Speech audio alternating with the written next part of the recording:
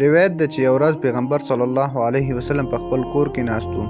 لومړی ابوبکر صدیق رضی الله عنه راننوت، بیا عمر رضی الله عنه راغی. پیغمبر صلی الله علیه وسلم په هماغه ناسته کې بې له دې چې خپل حالت تغییر کړي له هغوی سره خبرې وکړي.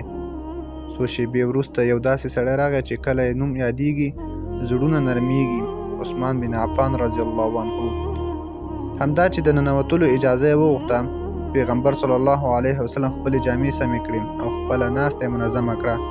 د عثمان رضی الله عنه له تګ وروسته د پیغمبر صلی الله علیه وسلم میرمنې عایشه رضی الله عنها د رسول الله صلی الله علیه وسلم څخه پوښتنه وکړه: ای د الله رسوله، ولې د عثمان د راننوتلو پر مهال مو خپله ناسته سمه کړه، په داسې حال کې چې د نورو راتګ پر مهال مو داسې ونه کړه؟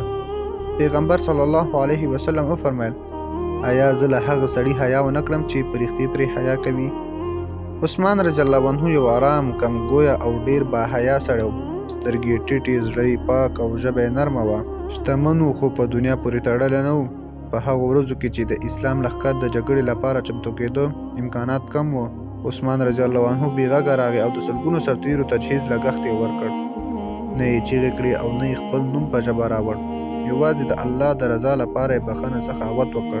هغه 2 ځلې د پیغمبر صلی الله علیه وسلم زوم شو، خو د هغه تر ټولو لویه ښکلا نه د هغه شتمني وه او نه یې مقام، بلکې هغه حیا و چې حتی اسمان ترې شرم کوه.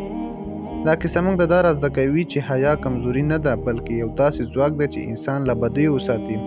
هغه انسان چې له الله تعالی څخه حیا وکړي په رښتیا ورته درناوی کوي.